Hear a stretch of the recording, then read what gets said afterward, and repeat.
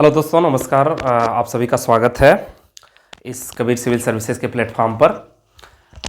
और लास्ट कुछ दिनों से होली का त्यौहार था, इसलिए कुछ आपकी भी व्यस्तता रही होगी, कुछ हमारी भी व्यस्तता थी, तो इस त्यौहार में वीडियो नहीं आ पाया था। अब हम इस सेशन को फिर से शुरू करते हैं और मतलब इसको कंटिन्यू करते हैं। चूँकि जब हम तैयारी के दौरान हम एग्ज़ाम देने जाते हैं तो उस समय एक एक क्वेश्चन बहुत इंपॉर्टेंट होता है। और आज जो मैं टॉपिक आपको बताने जा रहा हूँ, भारतीय संविधान के सोर्सेस यानी कि स्रोत, भारतीय संविधान मूलतः कैसे बना, तो उसके लिए भारत की संविधान, चूँकि यह प्रश्न पूछा भी जाता है और जानकारी के लिए भी जरूरी है कि भारतीय संविधान विश्व का सबसे बड़ा संविधान है। तो यह विश्व का सबसे बड़ा संविधान कैसे बना, आपको भी पता है कि भारतीय संविधान में तमाम देशों से अच्छी चीज़ें ली गई हैं, वह लिया गया है और उनसे मिला के भारतीय संविधान बना है। तो मूलतः बात मैं क्या बताने जा रहा था, आप कोई भी एग्जाम दे रहे हो और खासतौर से अगर यूपी पीसीएस, बिहार पीसीएस या एमपी पीसीएस या समीक्षा अधिकारी वगैरह का पेपर देने जा रहे हो, तो इस एक चैप्टर से एक क्वेश्चन आप फिक्स मान के चलिए। और इस एक क्वेश्चन के लिए हम लोग भी इस चैप्टर को बहुत कायदे से रिवीजन करते थे एग्जाम के जस्ट पहले, चूंकि एक क्वेश्चन वो फिक्स हो जाता है। तो इससे मिलाने वाला प्रश्न पूछता है खासतौर से लोक सेवा आयोग, उत्तर प्रदेश लोक सेवा आयोग की परीक्षा में, तो उसके लिए बहुत ज़रूरी है। तो भारतीय संविधान के स्रोत पे हम चर्चा करेंगे। और बाकी कोई एग्जाम आप दे रहे हो, किसी भी तरीके का वनडे एग्जाम दे रहे हो, तो उसमें भी यह प्रश्न बहुत इंपॉर्टेंट है, पूछा जाता है। तो आइए बिना विलंब किए हम शुरू करते हैं। भारतीय संविधान, भारतीय संविधान विश्व का सबसे बड़ा संविधान, मैंने आपको बताया। और चूंकि यह भारतीय संविधान जो बना हुआ है, तो संविधान से जब संविधान बना और लागू होने के बाद उसी के अनुसार पूरे देश का शासन चलना शुरू हुआ। लेकिन उसके पहले भी इस देश का शासन चलता था। तो उसके पहले इस देश का शासन कैसे चलता था, वह भारत शासन अधिनियम 1935 और अलग अलग समय में भारत शासन अधिनियम बनाए जाते रहे। रूल्स एंड रेगुलेशन अंग्रेजों के समय, जब अंग्रेजों का शासन था भारत में, तो उनके द्वारा बनाए जाते रहे। जो लास्ट शासन अधिनियम उन्होंने बनाया था वो भारत शासन अधिनियम 1935 बनाया था। और हमारे भारतीय संविधान में जो सबसे ज़्यादा भाग लिया गया है वह भारत शासन अधिनियम से ही लिया गया है, क्योंकि तमाम चीज़ें उसमें लगभग 395 अनुच्छेद है संविधान का, तो लगभग 250 से ज़्यादा अनुच्छेद भारत शासन अधिनियम से ही लिए गए हैं एज इट इज, या उसमें कुछ बदलावों के साथ। तो जो उसमें से इंपॉर्टेंट चीज़ें ली गई हैं उनको समझ लीजिए। सबसे पहले आपातकालीन उपबंध है, यानी कि इमरजेंसी की जो प्रक्रिया है उसे लिया गया है। इसके अलावा न्यायपालिका भारत में जो न्यायपालिका सुप्रीम कोर्ट और हाई कोर्ट की प्रक्रिया, उसे लिया गया है। लोक सेवा आयोग यानी कि ऐसा आयोग जो देश और प्रदेश का ब्यूरोक्रेसी, यानी कि देश और प्रदेश की प्रशासन व्यवस्था संभालने के लिए जो अधिकारी का चुनाव करती है, जैसे अधिकारियों का जो चुनाव हुआ है इन लोक सेवा आयोगों के द्वारा होता है। उस समय आईसीएस की परीक्षा होती थी और फिर धीरे धीरे वो बदल के आईएएस, आईपीएस और पीसीएस की परीक्षाएं होने लगी। तो हम देखेंगे भारत शासन अधिनियम से मूलतः क्या चीजें ली गई हैं जो एग्जाम में पूछी जाती हैं। तमाम चीजें हैं, बताने को मैं बहुत सारे पॉइंट्स बता सकता हूं, लेकिन वही पॉइंट्स बता रहा हूं जहां से एग्जाम में क्वेश्चन बार बार रिपीट किए गए हैं, जहां से पूछे जाते हैं या पूछे जाने की संभावना है। तो आपातकालीन की प्रक्रिया, न्यायपालिका और लोक सेवा आयोग, यह तीनों आप ध्यान रखिएगा, भारत शासन अधिनियम से पूछे गए हैं। ब्रिटेन से, उसके बाद ब्रिटेन से मैं अभी बताऊंगा कि यह याद कैसे रखेंगे, चूंकि यह रटने का तो एक काम है ही, लेकिन एग्जाम में अगर मान लीजिए आप रटे हुए भूल गया, तो उस समय एग्जाम में क्या आपको लगाना है ट्रिक, तो उससे आप बहुत आसानी से गेस कर पाएंगे। देखिए, मैं एक चीज और सच्चाई बता दूं, एग्जाम देने जाने वाले हर एक व्यक्ति को, यूपीएससी का हो, यूपीपीसीएस का हो, किसी भी, वह पूरे क्वेश्चन नहीं जानता है, लेकिन उसके गेस करने का तरीका बहुत अच्छा होता है। वह तरीका धीरे धीरे विकसित होता है पढ़ करके या लगाते लगाते, पेपर सॉल्व करते करते। तो वह मैं बताऊंगा कि इस चैप्टर में आप रहेंगे तो किस तरीके से आप गेस कर सकते हैं और आपका गेस लगभग सही जाएगा। अभी आप पूरा देख लीजिए एक बार। तो भारत शासन अधिनियम 1935 से यह तीनों प्रक्रियाएं ली गई हैं, आपातकालीन की प्रक्रिया, न्यायपालिका, लोक सेवा आयोग। अब उसके बाद आते हैं जो संविधान में जो सबसे ज्यादा चीजें ली गई हैं वो ब्रिटेन से ली गई हैं। क्यों ली गई हैं ब्रिटेन से? क्योंकि ब्रिटेन का शासन था भारत पे और ब्रिटेन की चीजों के साथ भारत के लोग फैमिलियर थे, तो धीरे धीरे उस व्यवस्था के साथ फैमिलियर हो चुके थे, इसलिए वह व्यवस्थाएं अपना ली गई और वह व्यवस्थाएं भारत के संविधान निर्माताओं को ठीक भी लगी होंगी। तो ब्रिटेन से क्या लिया गया? संसदीय प्रणाली, संसद से संबंधित जितनी भी चीजें मोस्टली आती हैं उनमें अगर आपको याद नहीं है तो वह सारी चीजें, अगर एग्जाम में आपको गेस लगाना हो, जैसे संसदीय प्रणाली की बात कर लिया जाए, या भारत में मंत्रिमंडलीय प्रणाली है। भारत में कौन सा प्रणाली है? संसदीय प्रणाली, यानी कि पार्लियामेंट्री सिस्टम, प्रेसिडेंशियल सिस्टम नहीं है। अमेरिका में कौन सा है? राष्ट्रपति प्रणाली है, यानी कि प्रेसिडेंशियल सिस्टम है, लेकिन भारत में पार्लियामेंट्री सिस्टम है, संसदीय प्रणाली, जो कि कहाँ से लिया गया, ब्रिटेन से। तो संसद संबंधी मोस्टली चीजें आपको ब्रिटेन से देखने को मिलेंगी, जैसे संसदीय प्रणाली हो गया या मंत्रिमंडलीय प्रणाली, भारत में जो मंत्रिमंडल है, कैबिनेट है। इसके अलावा विधि का शासन, यानी कि जो लॉ बन गया है उसी का भारत में शासन होगा, विधि का शासन की प्रक्रिया ली गई है, विधि का शासन लिया गया है। इसके अलावा एकल नागरिकता लिया गया है। भारत में नागरिकता जो होती है वह एकल होती है, और अमेरिका में नागरिकता कौन सी होती है, दोहरी नागरिकता, स्टेट और सेंटर की दोनों अलग अलग। लेकिन भारत को एक बनाए रखने के लिए, भारत को एकात्मक बनाए रखने के लिए यहाँ पे एकल नागरिकता की बात की गई है, जो कि कहाँ से लिया गया है, ब्रिटेन से। ये सब बहुत इंपॉर्टेंट है जो मैं आपको बता रहा हूँ, और ये अलग अलग सालों में पूछे जा चुके हैं लोक सेवा आयोगों के एग्जाम में।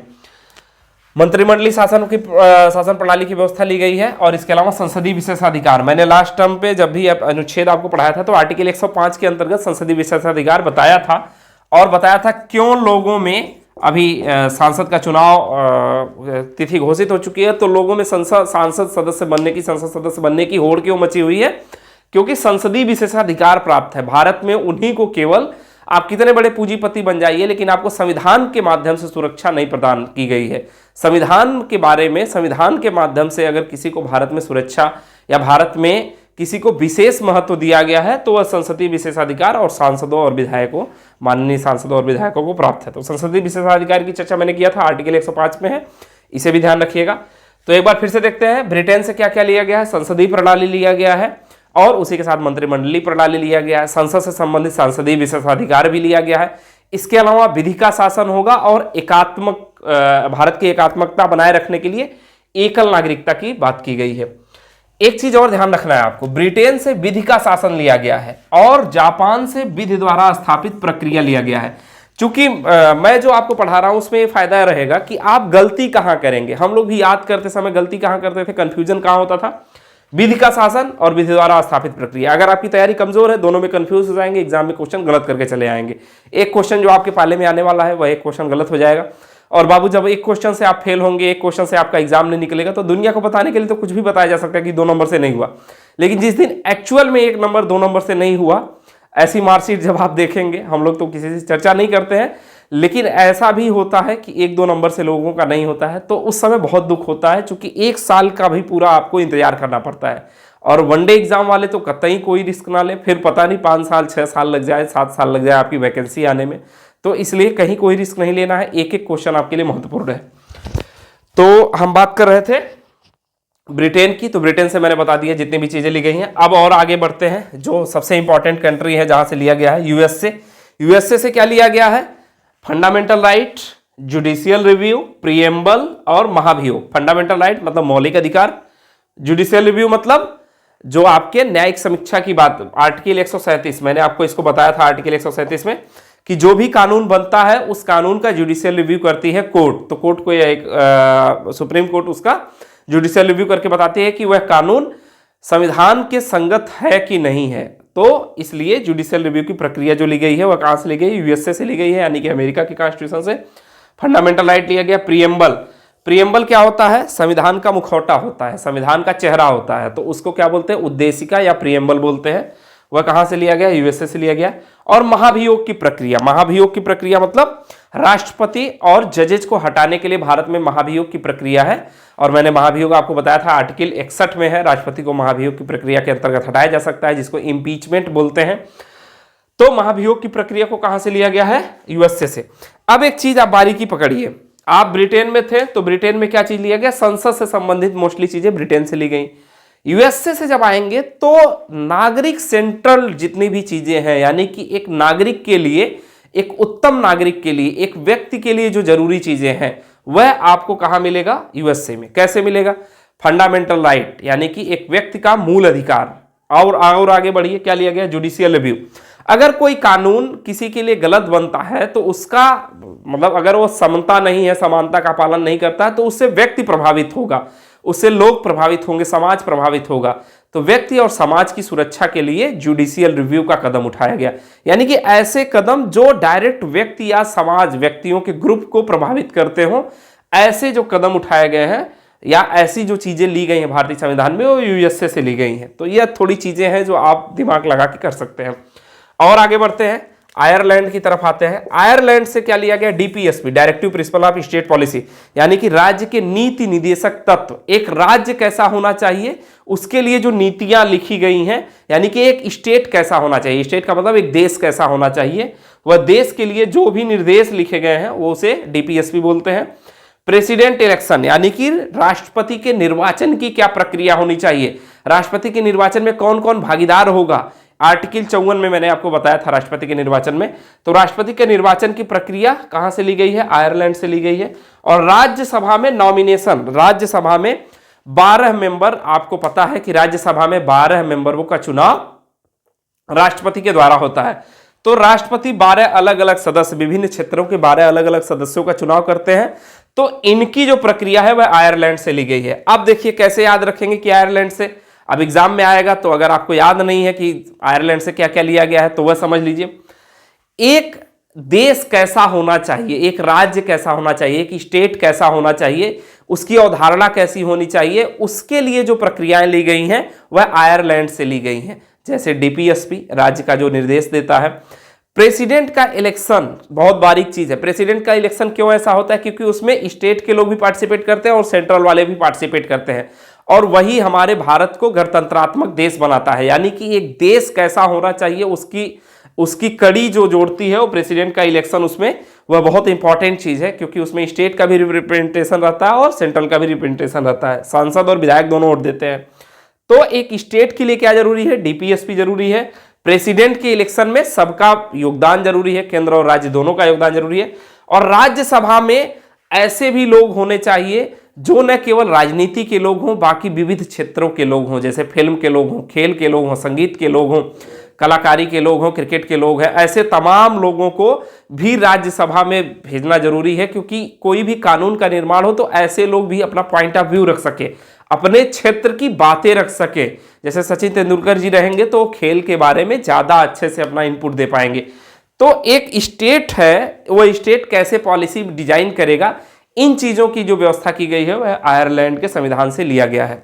और आगे बढ़ते हैं, कनाडा की तरफ आते हैं। अब देखिए बारीकी आपको पकड़नी है। आयरलैंड मतलब स्टेट को रिप्रेजेंट करता है। यूएसए से, यानी कि व्यक्ति सेंट्रलाइज्ड, यानी कि एक व्यक्ति के लिए जो जो जरूरी चीजें हैं मोस्टली वह यूएसए से प्राप्त होंगी।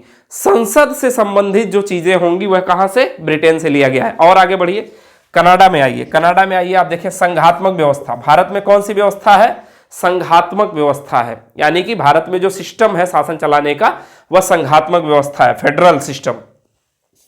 और ऐसा संघात्मक व्यवस्था जिसमें केंद्र मजबूत है। क्यों केंद्र मजबूत है? क्योंकि केंद्र के पास बहुत सारी ऐसी शक्तियां हैं जो राज्यों के पास नहीं है। तो केंद्र मजबूत रखते हुए संघात्मक व्यवस्था कहां से लिया गया है? कनाडा से लिया गया है। कनाडा में भी केंद्र को मजबूत करते हुए संघात्मक व्यवस्था है। तो कनाडा के संविधान से संघात्मक व्यवस्था लिया गया। अवशिष्ट शक्तियां, मैंने आपको पढ़ाया था अवशिष्ट शक्तियां हैं आर्टिकल 248 में, उसमें रेजिडुअल पावर, रेजिडुअल पावर किसके पास है? केंद्र के पास है। तो अवशिष्ट शक्तियों की चर्चा की गई है जो कि केंद्र के पास है। स्टेट में गवर्नर होना चाहिए, यह भी क्या है? केंद्र राज्य संबंध की बात करता है। यानी कि जो केंद्र का प्रतिनिधि होता है वह गवर्नर होता है, वही स्टेट का मालिक होता है, यानी कि सैद्धांतिक रूप से स्टेट का प्रमुख होता है। तो हर एक राज्य में एक राज्यपाल होना चाहिए। इसकी व्यवस्था कौन करता है? कनाडा के संविधान से लिया गया है। और आगे आइए, राज्यपाल का विचारार्थ प्रस्ताव। आपको आर्टिकल 201 मैंने पढ़ाया है कि राज्यपाल अगर कोई भी राज्य विधेयक हो उसको स्वीकृति नहीं देना चाहता तो उसको राष्ट्रपति के लिए विचारार्थ रख सकता है। यानी कि इसमें भी सेंटर और स्टेट का अगर कोई टसल चल रहा हो तो इसमें भी जो केंद्र मजबूत है वह चीजें आपके राज्यपाल के विचारार्थ प्रस्ताव के अंतर्गत है। यानी कि राज्यपाल किसी भी विधेयक को रोक सकता है कि रुक जाओ भाई, अभी इस पे राष्ट्रपति से हम विचार करेंगे, विमर्श करेंगे, तब आपको स्वीकृति देना है नहीं देना उसके बारे में चर्चा करेंगे। और आगे आइए, भारत राज्यों का संघ होगा। मैंने बताया था कि भारत राज्यों का समूह नहीं है, संघ है। और यह कहां से लिया गया है? तो यह कनाडा से लिया गया। स्पष्ट रूप से जानिएगा, गलती मत करिएगा। और कनाडा में किस एक्ट से लिया गया? British north America act. British north America act Canada से लिया गया है। कई लोग यह गलती कर देते हैं कि उसे समझते हैं कि यह ब्रिटेन से लिया गया है। भारत राज्यों का संघ है, यह ब्रिटेन से नहीं लिया गया है, बल्कि यह कनाडा का एक्ट था, ब्रिटिश नॉर्थ अमेरिका एक्ट। इसलिए मैंने पूरा लिख दिया, British north America act Canada से लिया गया है। अब एक चीज ध्यान रखेंगे आपको, मान लीजिए कनाडा से क्या क्या लिया गया आपको याद नहीं, एग्जाम में प्रश्न आ गया। अब वहां पे एक चीज देखिएगा, पकड़िएगा छोटी छोटी छोटी चीजों, और अक्सर ये मिलान वाले क्वेश्चन आते हैं जो लोक सेवा आयोग के पेपर में आते हैं, उत्तर प्रदेश लोक सेवा आयोग में। तो वहां पे जब भी सेंटर और स्टेट रिलेशनशिप की बात की गई, केंद्र राज्य संबंध की बात की गई और उसमें केंद्र को मजबूत रखा गया है, तो वह समझ लीजिए कनाडा से चीजें ली गई हैं, क्योंकि कनाडा में ऐसा है केंद्र राज्य संबंध रखे गए हैं और केंद्र को हमेशा मजबूत स्थिति में रखा गया है। यहां भी आप देखेंगे संघात्मक व्यवस्था ऐसी है जिसमें केंद्र मजबूत है, अवशिष्ट शक्तियां किसमें है, केंद्र में है, इससे केंद्र ही मजबूत होगा। इसके अलावा गवर्नर इन स्टेट, यानी कि केंद्र का एक आदमी राज्य में बैठा दिया जाता है। इसके अलावा राज्यपाल का विचारार्थ प्रस्ताव, यह भी है, राज्य विधेयक को रोका जा सकता है केंद्र के द्वारा। ये भारत राज्यों का संघ होगा, मैंने समझा था भारत राज्यों का संघ होगा, तो इसमें केंद्र को मजबूती है। केंद्र को कैसे मजबूती है, कोई भी राज्य भारत से अलग होने की वकालत नहीं कर सकता है। तो यह सारी चीजें कहां से लिया गया है, कनाडा से। एक चीज और कनाडा से लिया गया है, इंपॉर्टेंट है, वह भी ध्यान रखिएगा। आर्टिकल 143, आर्टिकल 143 क्या है, राष्ट्रपति का सलाहकारी जो अधिकार होता है, राष्ट्रपति किसी भी विषय पे सुप्रीम कोर्ट से सलाह कर सकता है, तो सलाहकारिता अधिकार, राष्ट्रपति का सलाहकारिता अधिकार कहां से लिया गया, आर्टिकल 143, 143 से क्या है, मैंने बताया था कि राष्ट्रपति सुप्रीम कोर्ट से सलाह कर सकता है। यह शक्ति कहां से ली गई है, कनाडा से। और आगे बढ़ेंगे, ऑस्ट्रेलिया की तरफ आएंगे। ऑस्ट्रेलिया से क्या लिया गया है, समवर्ती सूची और संयुक्त बैठक। समवर्ती सूची क्या है, हम बताए थे कि अनुसूची 7 के अंतर्गत भारत में 3 प्रकार की सूचियां हैं, केंद्र सूची, संघ सूची, समवर्ती सूची। केंद्र को ही संघ सूची बोलते हैं, जिसपे केंद्र सरकार कानून बनाती है। तो संघ सूची, समवर्ती सूची और राज्य सूची। तो समवर्ती सूची क्या है, ऐसी सूची जिसपे राज्य और केंद्र दोनों कानून बना सके। इसके अलावा संयुक्त बैठक 108 आर्टिकल 108 मैंने बताया था कि उसमें संयुक्त बैठक, ज्वाइंट, आपका जो ज्वाइंट बैठक होती है, ज्वाइंट मीटिंग का बात किया गया है। तो संयुक्त बैठक और समवर्ती सूची, यही दोनों केवल इंपॉर्टेंट है। यह कहां से लिया गया, ऑस्ट्रेलिया से। अब इसको कैसे याद रखेंगे, ऑस्ट्रेलिया हमेशा दो लोग के बीच में बीच बचाव करता है, यानी कि हमेशा बीच का रास्ता निकालता है। आप ध्यान रखिएगा, ऑस्ट्रेलिया हमेशा बीच के रास्ते की बात करेगा। बीच का रास्ता मतलब ना केंद्र की तरफ ना राज्य की तरफ, दोनों के बीच बचाव का रास्ता। बीच बचाव का रास्ता क्या है, समवर्ती सूची, बीच का रास्ता।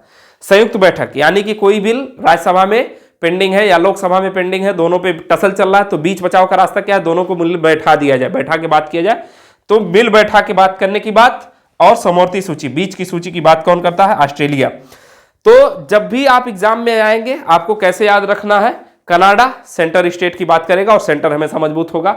आयरलैंड क्या करेगा, एक स्टेट कैसा होना चाहिए, आइडियल स्टेट कैसा होना चाहिए, उसकी बात कहां से, आयरलैंड से। यूएसए मतलब नागरिकों को कौन कौन से अधिकार मिलने चाहिए और एक सही शासन प्रणाली कैसे होनी चाहिए, वह यूएसए। और ब्रिटेन से संसद से संबंधित जितनी भी प्रक्रियाएं हैं जो भारत में चल रही हैं, वह ब्रिटेन से मोस्टली ली गई हैं। और ऑस्ट्रेलिया हमेशा बीच बचाव का रास्ता निकालता है। और आगे बढ़िए, जर्मनी। जर्मनी जैसे ही आएगा, जर्मनी में हिटलर की तानाशाही रही है। हिटलर की तानाशाही में क्या होगा, जब भी तानाशाही आएगी तो उस समय क्या होगा, आपके फंडामेंटल राइट को क्या कर दिया जाएगा, सस्पेंड कर दिया जाएगा। वही चीज जर्मनी से ली गई है। केवल एक चीज आपको याद रखना, आर्टिकल 358, जब मैं आपको इमरजेंसी पढ़ाऊंगा तो बताऊंगा। आर्टिकल 358 क्या चर्चा करता है, फंडामेंटल राइट के सस्पेंशन की चर्चा करता है। जब भी इस देश में इमरजेंसी लागू होगी तो आर्टिकल 358 के अंतर्गत फंडामेंटल राइट को क्या कर दिया जाता है, सस्पेंड कर दिया जाता है, कुछ फंडामेंटल राइट्स को। उसमें भी कुछ जारी रहते हैं, वो मैं आपको बताऊंगा। तो आर्टिकल 358 के अंतर्गत फंडामेंटल राइट सस्पेंशन हो जाता है। यह कहां से लिया गया, जर्मनी से। तो जर्मनी मतलब तानाशाही के दौर में फंडामेंटल राइट का मतलब सस्पेंशन। जर्मनी मतलब तानाशाह मतलब हिटलर से कनेक्ट करके देखिएगा, अभी की स्थिति नहीं। तो फंडामेंटल राइट सस्पेंशन, ये ऐसे याद रखा जा सकता है। और आगे बढ़ते हैं फ्रांस से। जब कभी आप फ्रांसीसी क्रांति के बारे में पढ़ेंगे तो फ्रांसीसी क्रांति में आप रूसों का जनरल विल पढ़ेंगे और तमाम चीजें आपको पढ़ने को मिलेंगी। उस समय आपको यह समझ में आएगा कि फ्रांसीसी क्रांति में कौन कौन सी चीजें इंक्लूड थी। तो उसमें जो सबसे ज्यादा मेन चीजें इंक्लूड थी, स्वतंत्रता, समता और बंधुत्व की बात की गई थी। तो फ्रांस से भारत में क्या लिया गया है, हमारे संविधान की जो प्रस्तावना है, उस प्रस्तावना में 3 शब्द आते हैं। स्वतंत्रता यानी कि फ्रीडम, जो सबसे इंपॉर्टेंट चीज है। समता यानी कि एक दूसरे के बीच भाईचारा रहे और बंधुत्व रहे। तो समता मतलब बराबरी, और बंधुत्व रहे यानी कि भाईचारा रहे। तो स्वतंत्रता, समता और बंधुत्व, यह तीनों चीज फ्रांसीसी क्रांति के उस क्रांति से लिया गया। और क्रांति किस पे आधारित थी, रूसो के जनरल विल नामक किताब से पे आधारित थी, और भी तमाम उसमें चीजें थी। तो वहां से आप देखिएगा, फ्रांस में क्रांति हुई, फ्रांस में क्रांति से उभर के आया कि स्वतंत्रता, समता और बंधुत्व एक देश के लिए बहुत जरूरी है। वह चीजें भारत में फ्रांस से ली गई। भारत क्या है ना, एक बहुत अच्छी फूलों की टोकरी है, जिसमें बहुत अच्छे अच्छे सब जगह के फूल लाके रखे गए हैं। और यह भारत की बहुत अच्छी हैबिट है कि सब देशों से अच्छी चीजें सीखता है और उसको अपने अनुरूप ढालता है। जो भी चीजें लाता है वह एज इट इज फॉलो नहीं किया है भारत का संविधान। तो कूड़ा कचरा नहीं है भारत का संविधान की सब जगह से लाके भर लिया गया है, जैसा कई बार आरोप लगता है। भारत का संविधान फूलों की बहुत खूबसूरत टोकरी है जो कई देशों से लाके उसे अपने अनुरूप ढालता है। तो भारत की जो ऐतिहासिक परंपरा रही है उसके अनुरूप सारी चीजें ढाली गई हैं।